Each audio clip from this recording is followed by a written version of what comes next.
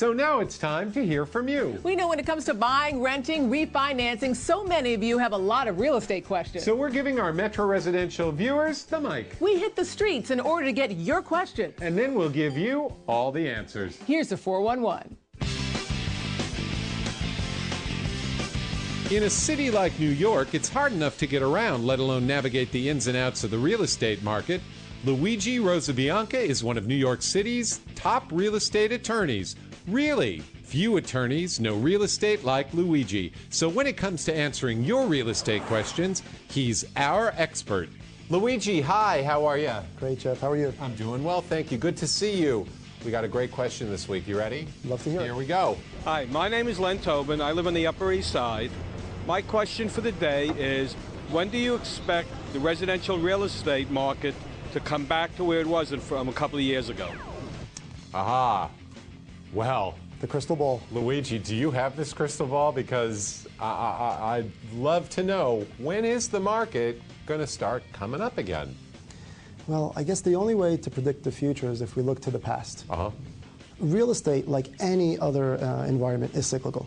You know, the gentleman that bought the modest property in the 1970s, which is worth millions today, was not a genius, nor was he a fool, but he won the war of attrition.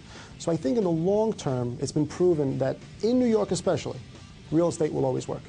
We'll have its ups, we'll have its downs, but in the long run, it's a win-win. But you got to be able to wait it out, right? So actually, it seems to me in this market, we're setting the foundation for more winners than we did before because the leverage is lower, you can't borrow as much, prices are lower. So this is a good time if you can hold on long term to buy, right? The current prudent conduct will help us in the near future. The reason we're in this mess is because our conduct was not prudent. It was actually economically imprudent, if not reckless.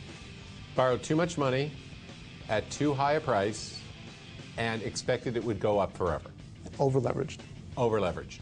And so when people say, you know, when's the market going to get back to where it was a couple of years ago, that may not be where we want it to be. Precisely. I think one of the reasons we've seen some vibrancy currently is because of the fiscal prudence. You know, people are purchasing what they can afford. Banks are lending what is fiscally prudent to lend. So these healthy norms may be strengthening today's market. Mm-hmm. And the buyers that you're seeing in your practice, Luigi, they're coming in with a longer view. They're going to hold these properties longer. They're putting more money down. And it's not about making a fast buck. Those days are over. So what you're saying is really fiscal discipline, prudent choices, slow growth. Let's look at this purchase for what it is. It's a long-term proposition, and if you can stay the course, you're going to come out a winner. It'll work. Fiscal prudence. And real estate is a wonderful asset to have in a portfolio if you're fiscally prudent. Okay. Hedge against inflation and all of that, which we'll cover in another show. Luigi, great information. Thank you very much. Thank you, Jeff. Hi, Luigi. Good to see you. Good to see you as well. We have a really interesting question this week. You ready? Let's hear it. Here we go. Hey, my name is Todd. I'm from Harlem, New York. My question is, how can I get a low interest rate on my home if my home was worth less than when I bought it? Aha. Okay. Great question.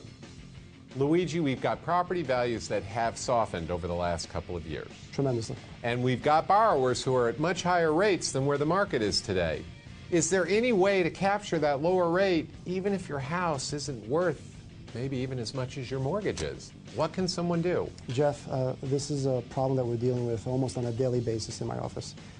Fortunately, both through a federal intervention and some fiscal prudence by the bank, there are some wonderful loan modification programs out there available to borrowers that are both underwater, as you say, or seeking to be proactive and trying to avoid the inevitable. So if you're not able to make your payments, if you've already maybe missed a couple of payments, you can go through this program, which is, I think, makinghomeaffordable.gov, right? Jeff, what we found is that these programs, while tedious, right, if you're persistent and you're maniacal about your paperwork can really prove effective. All right, so there you can anybody can access the system.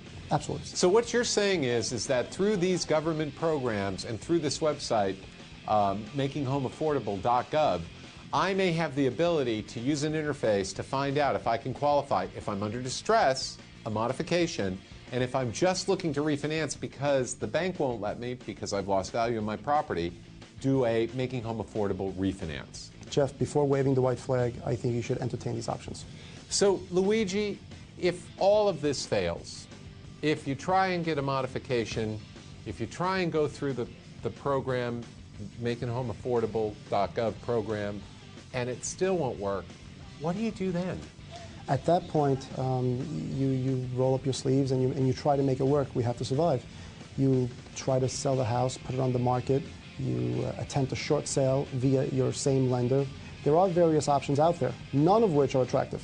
Do you recommend that an owner of a property talk to an attorney before they make a decision to either enter into a short sale or perhaps consider losing their home to foreclosure? I think they should speak to an attorney, they should speak to an accountant to address the tax implications, and they should also speak to a lender to try to guide them through the process. Very good advice. Luigi, thank you. Thank you, Jeff.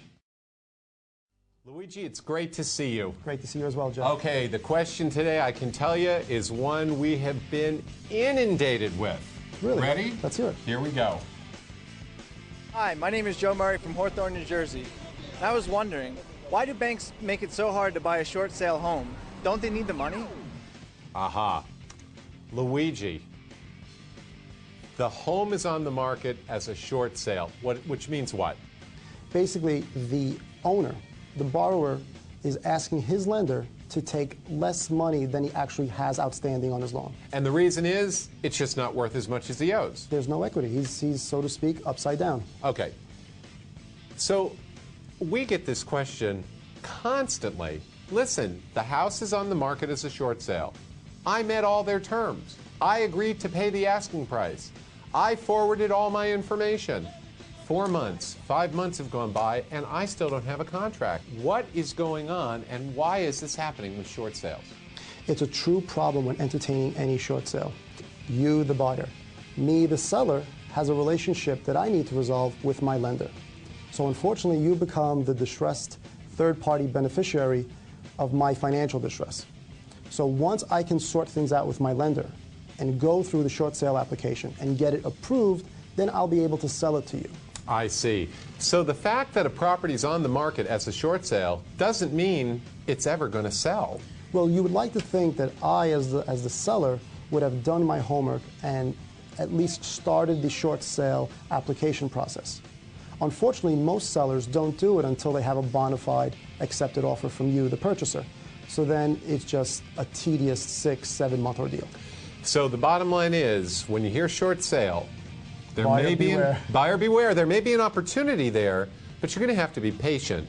Absolutely. And wait for that opportunity to come ashore for you. Absolutely, Jeff. Very good advice, Luigi. As always, thank you very much. Jeff, thank you.